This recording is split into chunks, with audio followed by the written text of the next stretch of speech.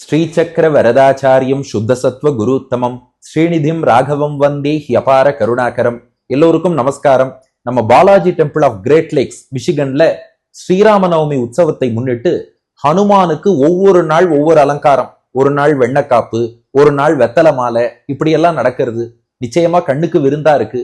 ஆனால் மனத்துக்கும் விருந்தாக இந்த அலங்காரங்கள்லாம் ஏன் பண்றோம், இதன் விசேஷம் என்ன, அதை பற்றி சொல்ல வேண்டும்னு நம் அன்பர் ஸ்ரீ உவே ஸ்ரீதர் சுவாமி அடியனை கேட்டுக்கொண்டார். அதுல முதல்ல ரொம்ப பிரசித்தமானது ஹனுமானுக்கு வெண்ணக்காப்பு சாத்துறது.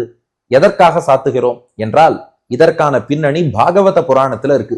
மர்கான் போக்ஷ்யன் விபஜதி. கிருஷ்ணன் எங்க போய் வெண்ணெய் திருடினாலும் கூடவே ஒரு குரங்கு வருமா. இவன் சாப்பிடுற வெண்ணெயிலேருந்து ஒரு பகுதியை அந்த குரங்குக்கும் கொடுப்பானா. அந்த குரங்கு வெண்ணெயை வாங்கி தன் மீது பூசிக்கொள்ளும்னு பாகவதத்துல சொல்லப்பட்டிருக்கு. அவர் அந்த குரங்கு வேற யாரும் இல்ல, சாட்சாத் ஹனுமான். கண்ணபிரான் வெண்ணெய் திருடும் இடத்துல எல்லாம் கூடவே போவார். கண்ணன் உண்ணக்கூடிய வெண்ணெயை ஒரு பகுதியை வாங்கிப்பார், பகவத் பிரசாதம்னு பூசிக்கொள்வாராம். அன்னைக்கு ஹனுமான் அப்படி வெண்ணெயை பூசிட்டாரோ இல்லையோ, அதனுடைய நினைவாகத்தான் இன்றும் ஹனுமானுக்கு வெண்ணக்காப்பு சாத்துறோங்கிறது இது ரொம்ப பிரசித்தமாக சொல்வது. இன்னொன்னு செவி வழி செய்தி கர்ண பரம்பரையாவும் ஒண்ணு சொல்றா. அதாவது பின்னாடி சீதாராம பட்டாபிஷேகம்லாம் ஆனதுக்கு அப்புறம் சீதாதேவி பார்த்தாலும் ஹனுமான் திருமேனி எல்லாம் காயமா இருந்தது.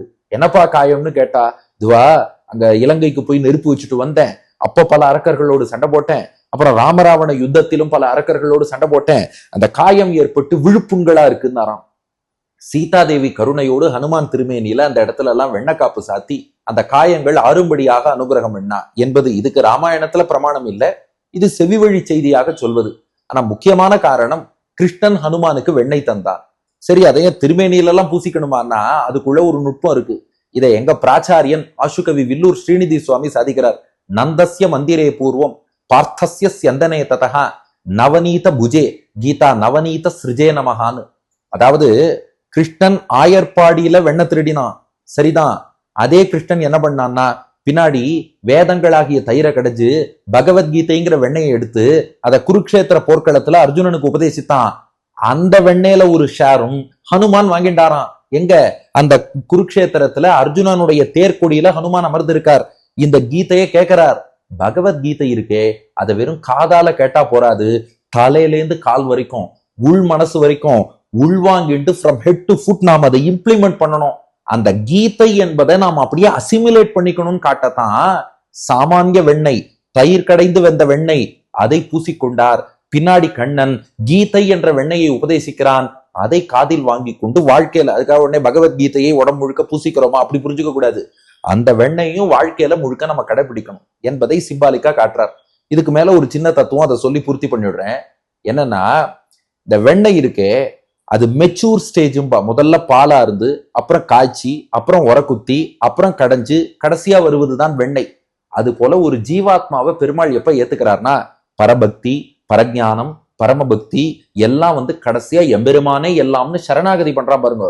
அந்த ஜீவாத்மாவை தன்னவன் என்று எம்பெருமான் ஏத்துக்கிறான்.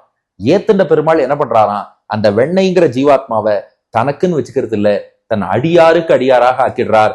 கிருஷ்ணன் வெண்ணையை திருடினா தான் மட்டும் வச்சுக்கல, தன் அடியவரான ஹனுமான்ட்ட கொடுத்தான்னா என்ன அர்த்தம்னா, நம் மொத்தத்தையும் பகவான் அங்கீகரிக்கிறான். அங்கீகரிச்சுட்டு அவன் அடியாருக்கு அடியாராக்குறான். இதத்தான் திருப்பான் ஆழ்வார் அமலனாதிபிரான் அடியார்க்கு என்னை ஆட்படுத்த விமலன்னர். அதே போல கொண்டல் வண்ணனை கோவலனாய் வெண்ணெய் உண்டவாயன், அந்த வெண்ணெய் திருடுறவன் என்ன பண்றான்னா அடியார்க்கு என்னை ஆட்படுத்த விமலன், அடியாருக்கு அடியாராக ஆக்குகிறான். அப்ப நாம வெண்ணெய் போல் இருப்போம், பக்குவம் அடைவோம், வெண்ணெய் வெளுப்பா இருக்கிற மாதிரி தூய மனத்தோடு இருப்போம். அப்படி இருந்தால் நம்மையும் அங்கீகரிப்பான் எம்பெருமான், அங்கீகரித்து அடியாருக்கு அடியாராக்குவான்.